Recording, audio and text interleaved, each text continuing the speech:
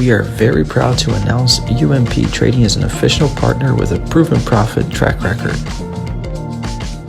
Yeah, if you want great returns on your investments, be sure to check out UMP Trading. Hello everyone and welcome back to American Ultras Talk. Today I am here by myself doing a solo video for the first time in our channel's history. Sadly none of the other guys could make it tonight, but we thought it would still be a good idea to get a video out for you guys before Stockwatch on Monday, talking about the U23 camp and some takeaways from that because it is a big part of our future, the Olympics next year. So yeah, let us know in the comments how this solo video goes. Do you want to see more? Maybe from me, maybe from some of the other guys. But without further ado, let's just jump straight into it and talk about the camp. So this camp had two games. We played Mexico, our biggest rivals. We beat them 2-1. That game was not streamed, unfortunately. If you want our thoughts on that and the roster selection in general, we did make a video about that about a week ago, so go check that out if you haven't. But the other game we had in this camp was against Japan, and we ended up winning that one 4-1, and that one was streamed, which was nice because it was definitely the better of the two games.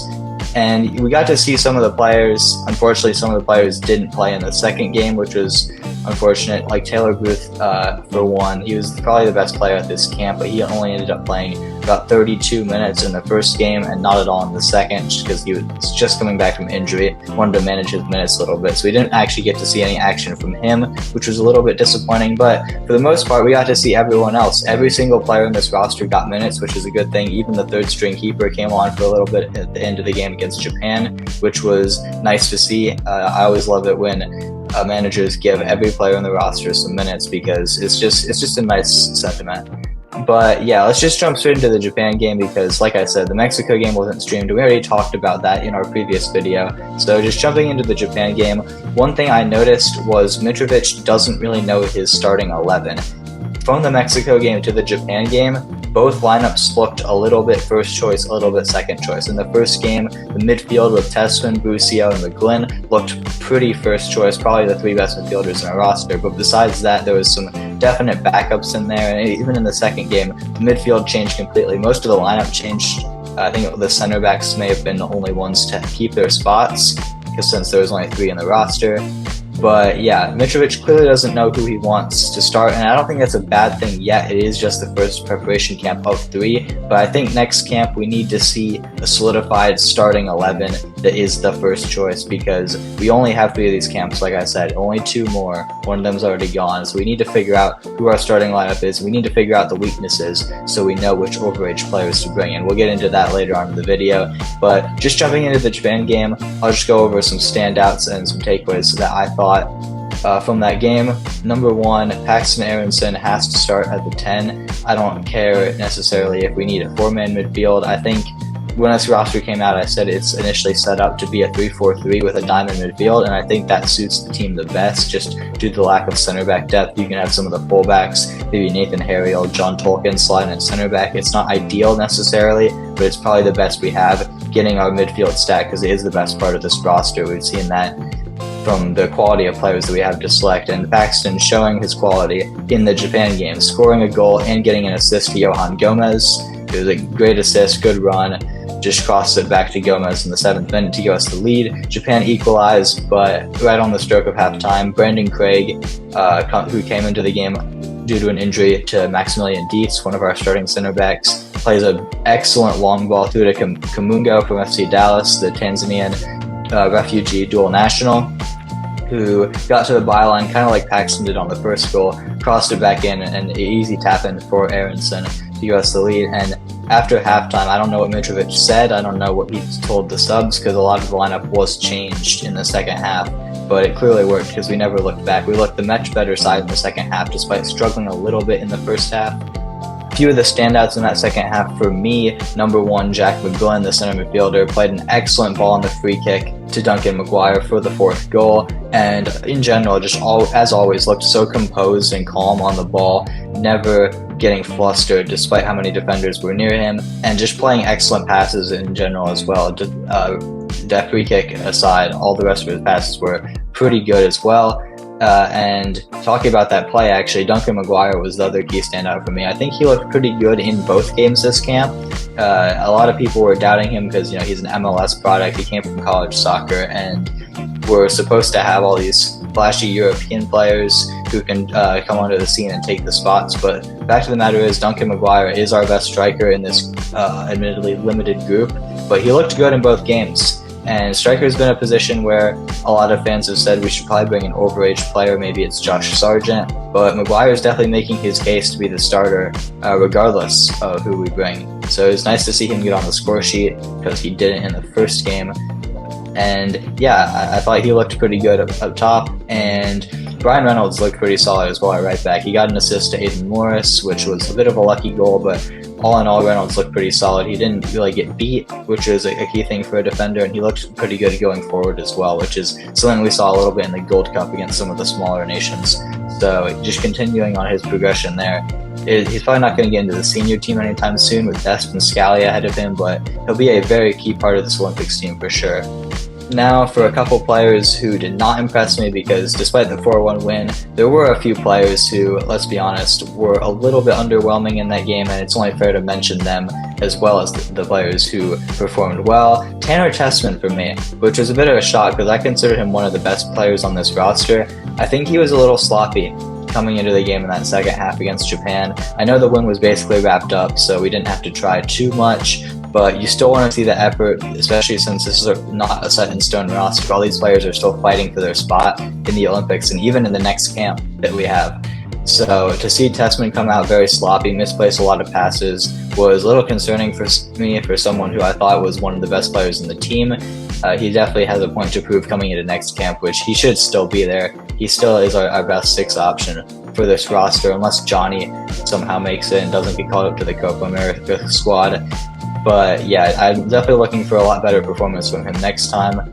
And another one who I thought was a little bit underwhelming was Indiana Vasilev. He came out of the game basically immediately. He was the first sub 33 minutes in. I didn't think he should have been in the roster in the first place, and he proved me right with his disaster class, let's say, in the first half against Japan. I don't think there's any way else to put it. He just was not effective at all. He's playing out of position out wide. He's a center midfielder for St. Louis. I don't know why he's playing out wide for us. I don't think he should be in a camp for us again. I know he's a Bulgarian dual national and he's had interest from them in the past, but realistically, he's not that big of a loss if he chooses them. So we need to replace him with someone like Zach Booth, who can be a lot more effective on the wing.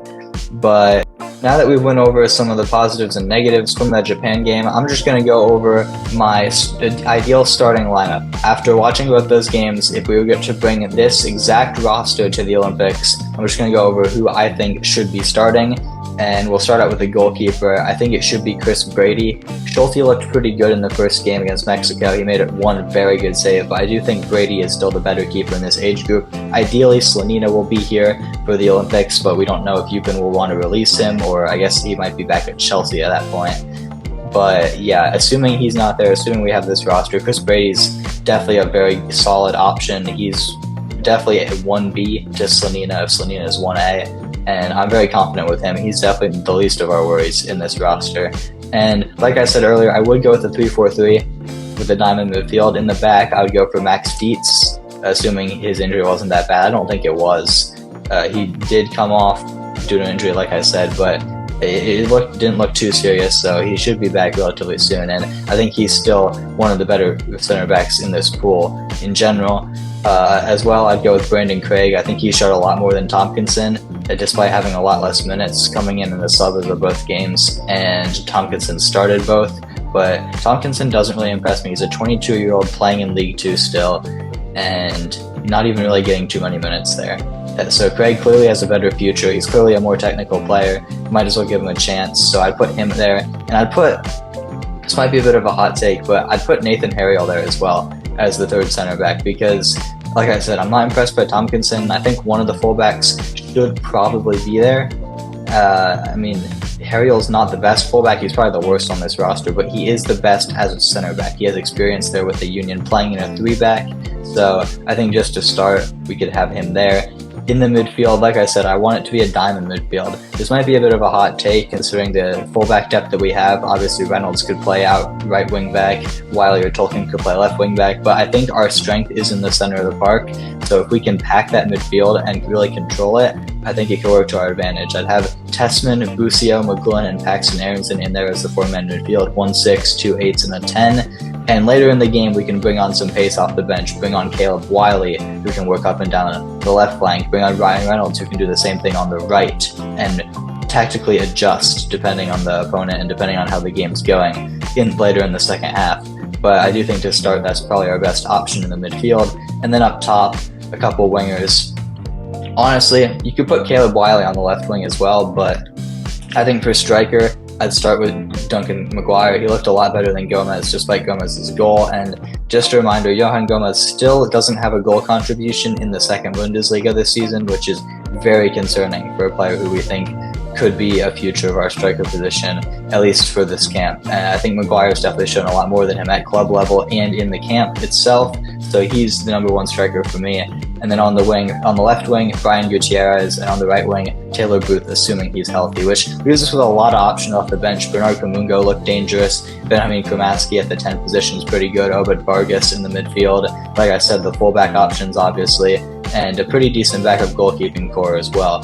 So it's definitely a very solid squad. That being in mind, we do have 3 positions where we can add overage players. And I think for me, my stance hasn't changed on this. I think it should be McKenzie, Trusty, and Sargent. We do need center back depth very badly, especially if we are going to play the back 3, like I said. Will we? I'm not really sure. We saw a back 4 in both games this camp, despite only having 3 center backs, which indicates that, yeah, we'll probably be using 1, if not more, of our overage spots on center backs, which is why I think McKenzie and Trusty are the perfect options. They're still young-ish, so they have a part of our future, but they probably won't be at the Copa America if everyone's healthy.